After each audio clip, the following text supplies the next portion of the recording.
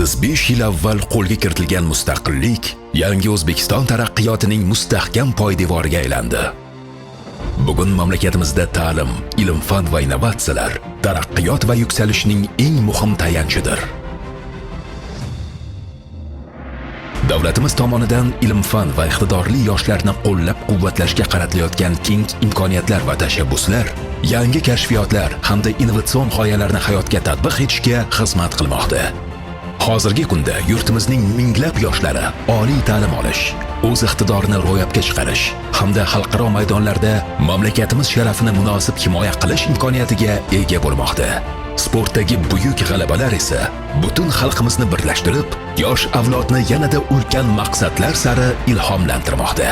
Toshkent shahridagi Xalqaro Westminster universiteti esa 25 yildan buyon mamlakatimiz taraqqiyotiga munosib hissa qo'shayotgan bilimli, tashabbuskor, mas'uliyatli va global fikrlaydigan avlodni tarbiyalab kelmoqda.